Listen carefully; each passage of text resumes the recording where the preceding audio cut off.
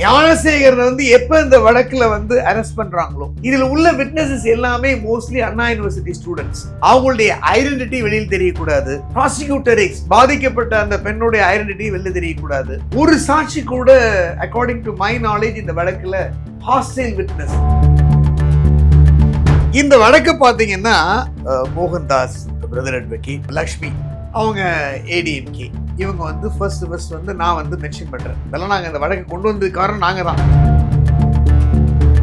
இந்த வழக்கை பொறுத்த வரைக்கும் இன் கேமரா ப்ரொசீடிங்ஸ். அதான் சார், இந்த கேஸ் வந்து ரகசியமாவே வந்து நடந்துட்டு இருக்கு. அது என்ன காரணமா இருக்கு? ரகசியம்னு கிடையாது. அப்படின்னு பார்த்தா எஃப்ஐஆர் வந்து லீக் ஆயிருக்கு. அதுக்கு ஏதாவது ஜட்ஜ்மெண்ட் ஏதாவது பனிஷ்மெண்ட் கொடுத்துருக்காங்க? மொபைல்லாம் வந்து நீங்க சீஸ் பண்ணக்கூடாது, செக்யூர் பண்ணக்கூடாதுன்னு உத்தரவுகள்லாம் பிறப்பிக்கப்பட்டது. அதுல யாரு மேல ஆக்ஷன் எடுத்தாங்கிறதெல்லாம் ஞானசேகருக்கு எதிராக இந்த வழக்குல வந்து கோர்ட் ஏடு அப்படின்னு ஒருத்தர் இருப்பாரு. அதுக்கப்புறம் அக்யூஸ் தரப்புல குறுக்கு விசாரணை, டிபோசிஷன்ல இதெல்லாம் வந்து நடந்திருக்கு அப்படின்னு நினைக்கும் போது ஒரு ஆச்சரியமா தான் இருக்கு. இந்த அயோக்கியன் ஞானசேகரன் மேல் சுமத்தப்பட்ட குற்றச்சாட்டுகள் அனைத்தும் 126(2)87, 127(2), 175(2), 236, 238, 66 இந்த மாதிரி மூன்றாவது எல்லாரும் எதிர்பார்த்தது என்ன அப்படின்னா போட்டோஸ் வந்தது. இவர் ஒரு கட்சியை சார்ந்தவர், கட்சிக்கு ஆதரவாளர், அபிமானி எல்லாம் சொன்னாங்க. யார் இந்த சார் அப்படிலாம் கேட்டிருந்தாங்க. பொள்ளாச்சி கேஸ் மாதிரி சாகும் வரை ஆயுள் தண்டனை கிடைக்கும்னு எதிர்பார்த்தாங்க. எஸ், ஆனா இப்படி பண்ணல. ஆயுள் தண்டனை அப்படின்னாலே ஆயுள் வரைக்கும் இருக்கணும் அப்படின்னுங்கிறதா லா. ஆனா இந்த அயோக்கியனை கருணை காட்ட மாட்டாங்க. சோ 30 வருட ஆயுள்னா ஆயுள் தானே. ஆனா அண்ணாமலை அவர்கள் வந்து என்கிட்ட ப்ரூஃப் இருக்கு, ஆதாரம் இருக்கு, நான் ஆல்ரெடி அவர் இப்ப கூட வந்து வெளியிட்டு அப்பீல்ல போய் அவர் ஆர்கியூ பண்ணலாம். நான் சூசைட் பண்ணிக்கிறேன் வீடியோ எல்லாம் போட்டு நினைக்கிறேன் அந்த பொண்ணு. இதுல இந்த பாதிக்கப்பட்ட பெண் இப்போதாவது என்ன பண்ணணும் அப்படின்னா சென்டென்ஸ் வந்து என்ஹான்ஸ் பண்ணணும். என்ன என்ஹான்ஸ் பண்ணணும்?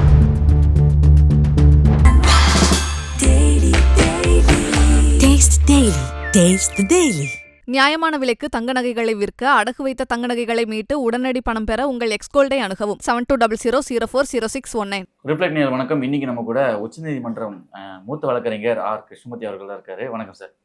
வணக்கம். எப்படி சார் இருக்கீங்க? எப்படி இருக்கீங்க? நல்லா இருக்குங்க சார். இப்போ வந்து பார்த்தீங்கன்னா அண்ணா யூனிவர்சிட்டியில் ஜட்ஜ்மெண்ட் கொடுத்துருக்காங்க ஞானசேகரன் கேஸில். அந்த கேஸில் வந்து பார்த்தீங்கன்னா ரொம்ப சீக்கிரமாக முடிச்சிருக்காங்க இந்த கேஸை. இதுக்கு என்ன காரணமாக இருக்கும் சார்? அந்த கேஸெல்லாம் நீங்கள் வரவேற்கிறீங்களா?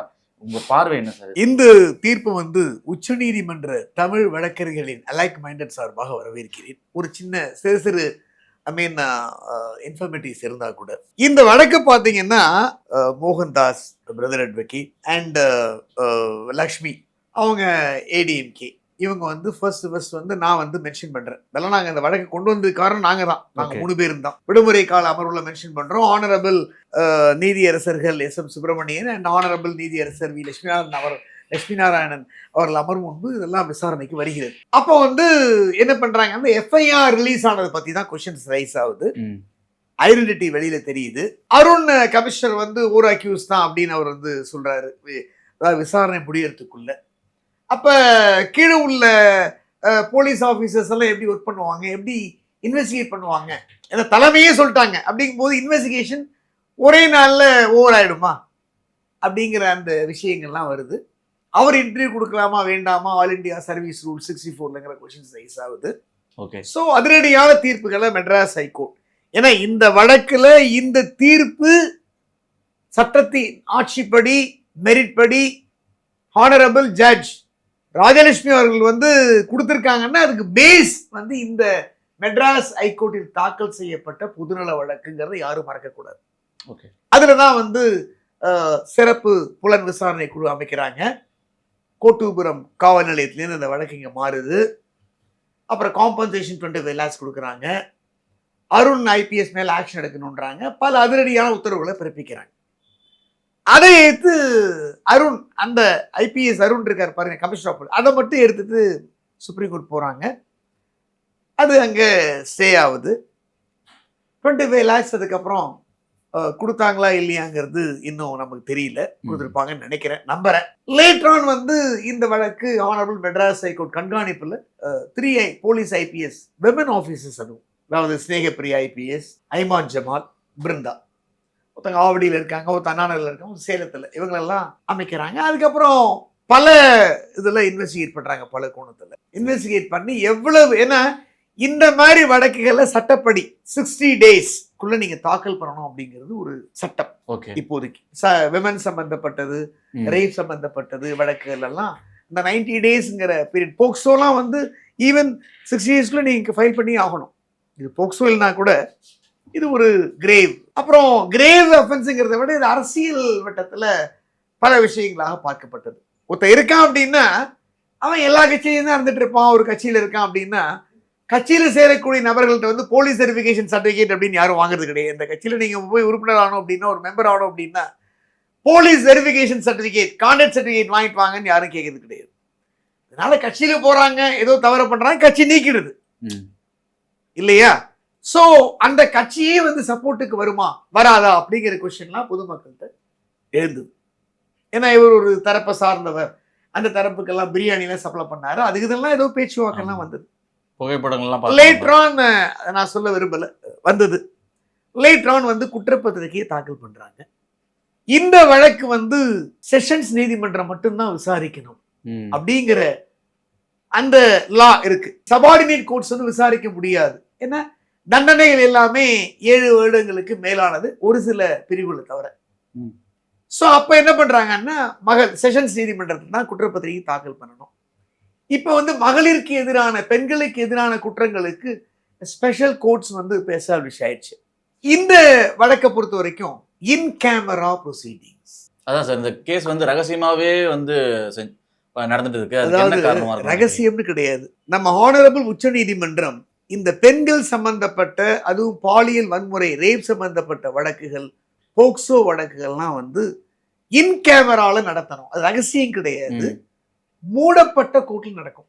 திறந்த நீதிமன்றத்தில் நடக்காம மூடிய நீதிமன்றத்தில் நடக்கும். அப்ப வந்து ஜட்ஜ் இருப்பாங்க, அரசரப்புல வாதாடக்கூடிய வழக்கறிஞர், இல்ல பாதிக்கப்பட்ட பெண்ணு தனியா ஒரு வக்கீல் வச்சிருந்தாருன்னா அந்த வக்கீல் இருப்பாரு. அதை நான் பின்னாடி இந்த பாயிண்ட்டுக்கு வரேன், அதுக்காக தான் நான் சொல்றேன். அப்புறம் வந்து டைப்பிஸ்ட், ஸ்டெனோகிராஃபர், அந்த பெஞ்ச் கிளர்க், கோர்ட்டு டபேதார், இந்த மாதிரி ஒரு 6-7 பேர் தான் இருப்பாங்க. எல்லா கதவையும் மூடிடுவாங்க. இந்த விசாரணை பூரா வந்து உங்களுக்கு கடுமந்தனம், அதாவது கான்ஃபிடென்ஷியலா தான் இருக்கும் சார். அப்படி இருந்துமே வந்து ஏன்னா ஒரு வழக்குல வந்து சில விஷயங்கள் வெளிவந்தது அப்படிங்கிறதுக்காக அந்த காவல்துறை அதிகாரிகளையும் தண்டனை கொடுத்தாரு retired honourable Madras high court judge justice PN. Prakash. அதனால ரொம்ப கவனமா இருக்காங்க. அப்படின்னு பார்த்தா எஃப்ஐஆர் வந்து லீக் ஆயிருக்கு. அதுக்கு ஏதாவது ஜட்ஜ்மெண்ட், ஏதாவது பனிஷ்மெண்ட் கொடுத்துருக்காங்களா? அது அவங்க ஜேர்னலிஸ்ட் எல்லாம் அவங்க மொபைல்லாம் அவங்க வந்து ட்ரேஸ் பண்ணாங்க, செக்யூர் பண்ணாங்க. அதுக்கப்புறம் அவங்க ஆனரபிள் மெட்ராஸ் ஹைகோர்ட் வந்தாங்க. மொபைல்லாம் வந்து நீங்க சீஸ் பண்ணக்கூடாது, செக்யூர் பண்ணக்கூடாதுன்னு உத்தரவுகள்லாம் பிறப்பிக்கப்பட்டது. அதுல யார் மேல ஆக்ஷன் எடுத்தாங்கிறதெல்லாம் அது தனியது. அது என்ன விஷயங்கிறது தெரிய வரல இது வரைக்கும். வித்தவுட் அவர் நாலேஜ் ஆர்டிஐல தான் நம்ம கேட்கணும். ஓகே. பட் இந்த வழக்கு வந்து இன் கேமரால் நடக்குது. ஏகப்பட்ட சாட்சிகள், ஏகப்பட்ட பக்கங்கள் குற்றப்பத்திரிகை, சிறப்பு புலனாய்வு குழு, இந்த 3 IPS பெண் ஆபீசர்ஸ் இருக்காங்க பாருங்க, திறம்பட இந்த வழக்கை வந்து புலன் விசாரணை நடத்தி சில இன்ஃபார்மேட்டிவ்ஸ் இருந்தா கூட குற்றப்பத்திரிகையை குறிப்பிட்ட காலகட்டத்துக்குள்ள அவங்க தாக்கல் பண்றாங்க. அவங்க உடனே காக்னிசன்ஸ் எடுக்கிறாங்க, எடுத்தது நம்பர் பண்றாங்க, விசாரணை ஆரம்பமாகிறது.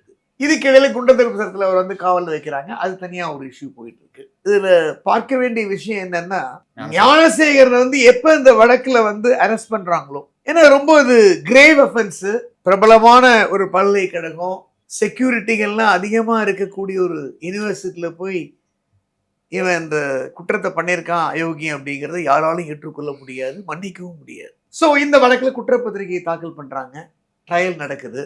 இந்த ட்ரையலை நடத்திய ஸ்பெஷல் பப்ளிக் ப்ராசிக்யூட்டர் மேரி ஜெயந்தி சிஸ்டர் அட்வொகேட் பாராட்டி ஆகணும். ஏன்னா இதுல உள்ள விட்னஸஸ் எல்லாமே மோஸ்ட்லி அண்ணா யூனிவர்சிட்டி ஸ்டூடெண்ட்ஸ். அவங்களுடைய ஐடென்டிட்டி வெளியில் தெரியக்கூடாது. ப்ராசிக்யூட்டர் பாதிக்கப்பட்ட அந்த பெண்ணுடைய ஐடென்டிட்டி வெளில தெரியக்கூடாது. ஸோ ரொம்ப கவனமா, ரொம்ப கஷ்டப்பட்டு தான் அவங்களெல்லாம் ப்ரொடியூஸ் பண்ணி, ஒரு சாட்சி கூட அக்கார்டிங் டு மை நாலேஜ் இந்த வழக்குல ஹாஸ்டைல் விட்னஸ் பிறசாட்சியாக ஆகவில்லை.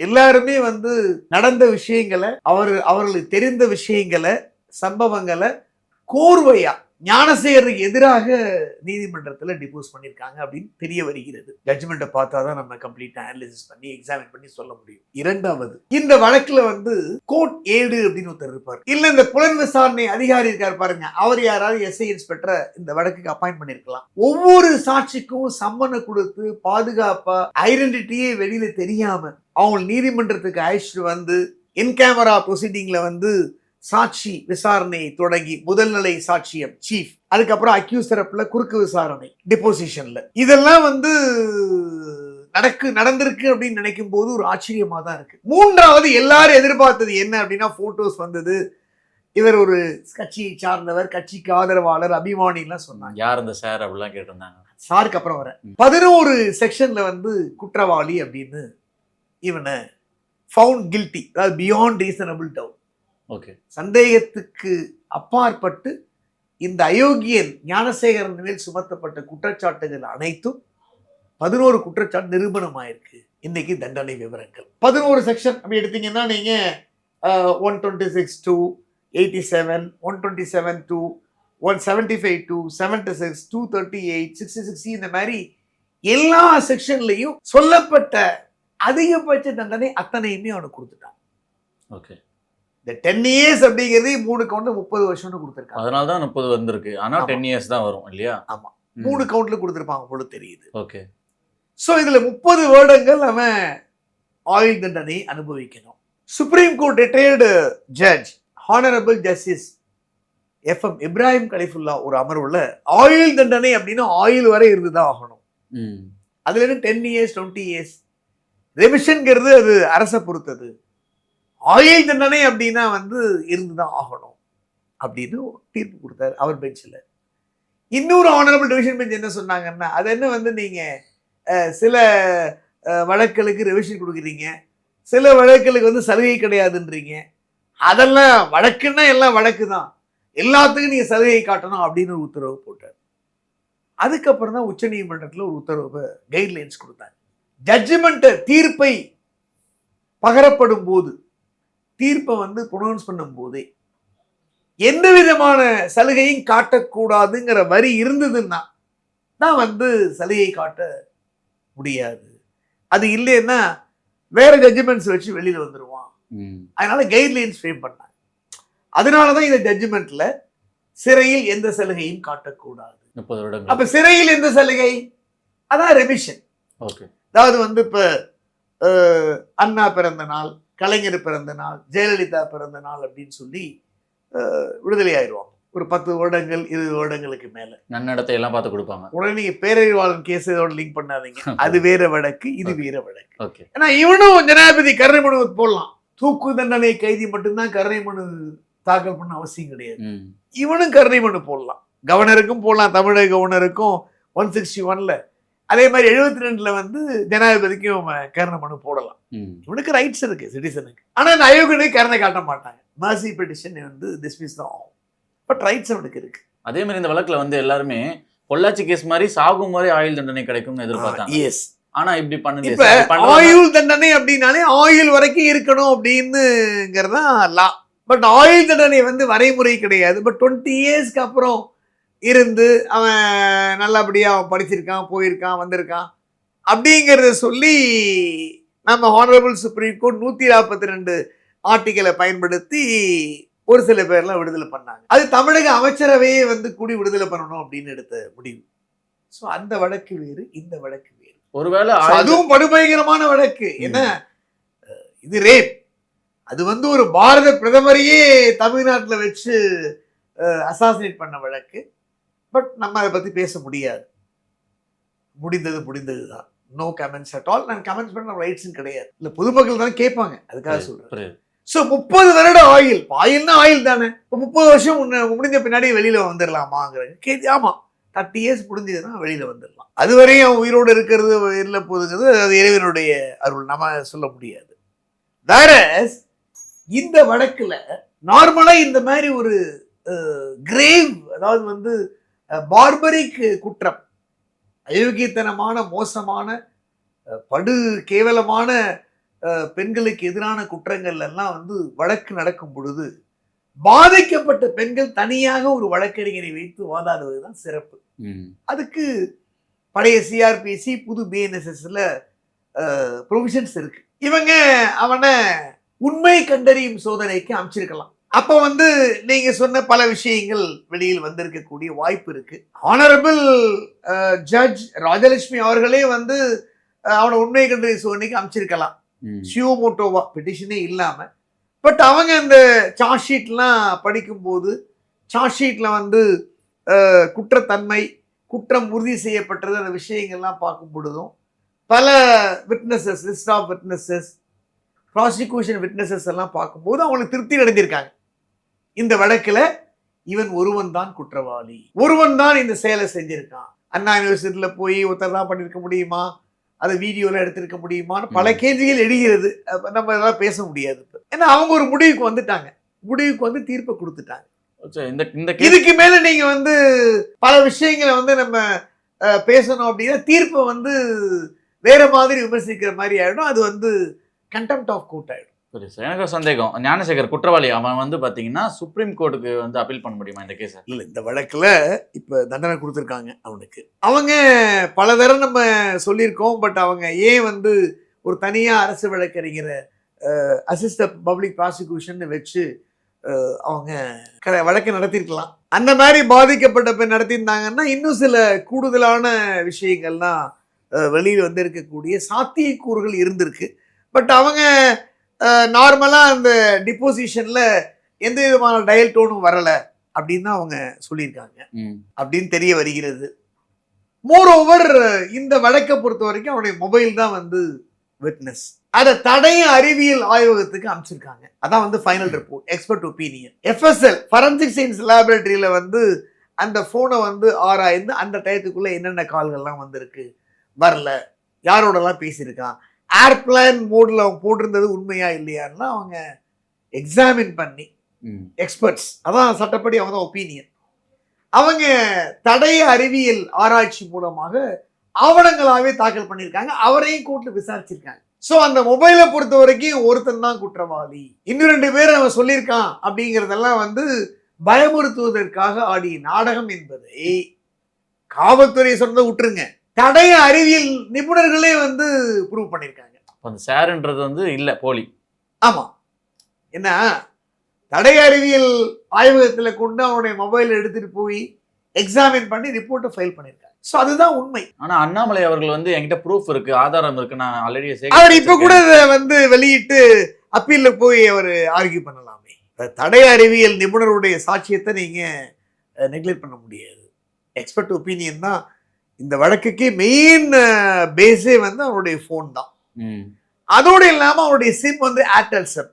ஓகே. சோ ஏர்டெல் நோடல் ஆபீசரையே கோர்ட்டுக்கு வர வச்சு அவர்களையும் ஒரு விட்னஸா LW PWR சேர்த்து என்னென்ன கால்ஸ் வந்திருக்கு, என்ன வாட்ஸ்அப் மெசேஜ் போயிருக்கு, என்னென்ன மெசேஜ் அலர்ட் வந்திருக்கு, ஏர்பிளைன் மோட்ல ஏர்பிளைன் மோட்ல எவ்வளவு நேரம் அந்த போன் இருந்திருக்கு அப்படிங்கிற எல்லாத்தையுமே ஏர்டெல் நோடல் ஆபீசர் மூலமாக டிப்போஸ் பண்ணியிருக்காங்க.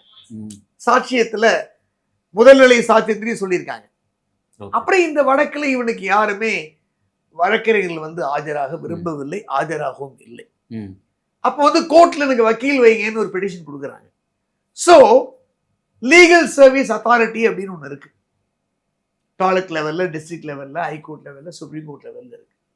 சட்டப்பணிகள் ஆணை குழு சார்பாக அது சட்டம், கோர்ட்டு நியமித்த வழக்கறிஞர் அவர் சார்பா அவர் இந்த வழக்கை அப்பீலுக்கு கொண்டு போவாரா இல்லையான்னு அவருக்கு தான் தெரியும்.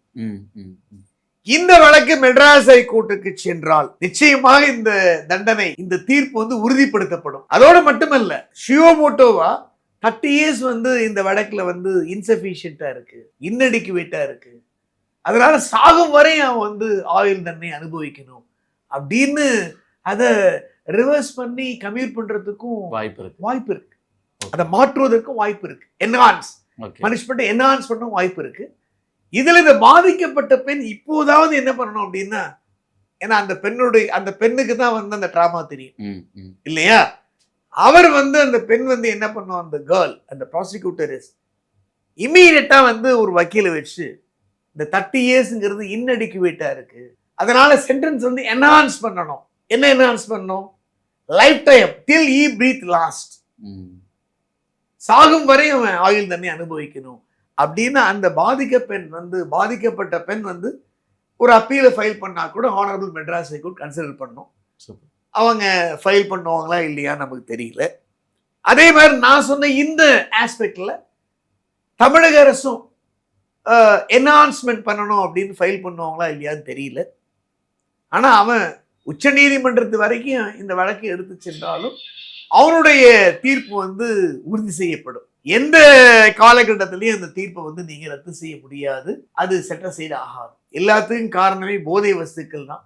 என்னைக்கு டாஸ்மாக் உட்பட அத்தனை போதைப் பொருட்களும் தமிழகத்தில் வந்து ஒழிகின்றதோ அன்னைக்கு தான் நம்ம வந்து ஒரு அதாவது வந்து காந்தி சொன்ன மாதிரி லேடிஸு கேர்ள்ஸ் எல்லாம் வந்து ஃப்ரீயா இருக்க முடியும், இந்த மாதிரி குற்றங்கள் நிகழாமல் தடுக்கலாம் அப்படிங்கிறது என்னுடைய கன்சிடர்ட் ஒப்பீனியன். சார் கடைசியா இந்த கேஸை பத்தி ஒரு ரெண்டு வரியில சொன்னா என்ன சார் சொல்வீங்க? உதாரணத்துக்கு ஒரு திருக்குறள் மாதிரி. தமிழ்நாட்டில் உள்ள ஒவ்வொரு இந்த மாதிரி எண்ணங்கள், கொடூர எண்ணங்கள் கொண்டவனும் நம்ம இந்த மாதிரி சம்பவத்துல ஈடுபட்டோம் அப்படின்னா இதுதான். ஞானசேகர் என்னைக்கு அரெஸ்ட் ஆனாலும் ரிமாண்ட் ஆனாலும் அன்னிலேருந்து இன்னி வரைக்கும் ஜெயிலேருந்து வெளியிலேயே வரல. நாமளா நம்ம என்ன சொல்லுவோம்? Fail is the right, jail is an exception சொல்லுவோம். வெளியிலேயே வரல, உள்ளேயே வச்சு கேஸ் நடத்தி அன்னையை கொடுத்தாச்சு. இன்னும் வெளில 30 இயர்ஸ்க்கு அப்புறம் தான் வர முடியும். ஆண் நண்பர் அப்படின்னு என்பது கல்லூரி மாணவிகளுக்கும் பள்ளி மாணவிகளுக்கும் தேவையில்லை. உங்களுக்கு ஆண் நண்பர் யாருன்னா உங்க ஃபாதர் அண்ட் உங்க பிரதர், உங்க சகோதரர் தான் ஆண் நண்பர், ஃபாதர் தான் ஆண் நண்பர். இந்த ஆண் நண்பருங்கிற ஒரு கான்செப்ட் நீங்க நுழைஞ்சு அவனோட போய் நீங்க பார்க்குக்கு போறது, வேற இடத்துக்கு போறது அப்படின்னு நீங்க ஒரு இது வந்து சட்டப்படி தப்பு கிடையாது. as far as law is concerned, லால வந்து கிரைம் கிடையாது. ஆனா மாறலா வந்து இது ஒரு சோசியல் கிரைம்.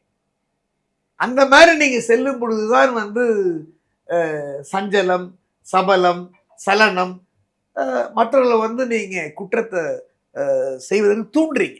செடியூசிங் அப்படின்னு போறீங்க. அந்த பாய் ஃப்ரெண்டோட லவரோட மேல் லவோட போய் நீங்க இருந்துட்டு இருக்கீங்க. அங்க போய் நீங்க அவனோட கொஞ்சம் குழாவுறீங்கன்னா இன்னொருத்தன் அதை போன்ல எடுக்கிறான். இன்னைக்கு தான் வந்து சோசியல் மீடியா இருக்கு. மிரட்டுறான்.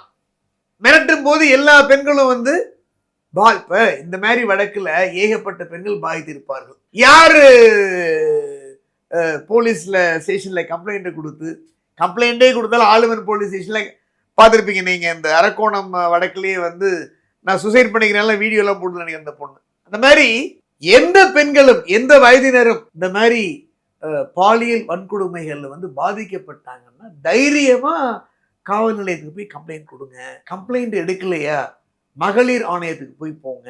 அதை எடுக்கலையா சட்டப்பணி ஆணைக்குழுக்கு போங்க. இல்ல நேரடியாவே அந்த போலீஸ் ஸ்டேஷன் சம்பந்தப்பட்ட கோர்ட்ல போய் நீங்களே ஆஜராகி, வக்கீல வச்சுக்கணும் கூட அவசியம் இல்லை, நீங்களே ஆஜராகி போய் முறையிடுங்க. இல்ல ஒரு வழக்கறிஞரை வச்சு சட்டப்படி நடவடிக்கை எடுங்க. தைரியமா முன் வந்து புகாரை கொடுத்தா தான் இந்த மாதிரி குற்றங்களை குறைக்க முடியும். அண்ட் ஃபர்தர் மோர் இந்த ஆண் நண்பர் அப்படிங்கிற கான்செப்டை இப்ப இருக்கிற கல்லூரி மாணவிகளும் பள்ளி மாணவிகளும் ஒழிக்க வேண்டும். அறவே. தேங்க்யூ.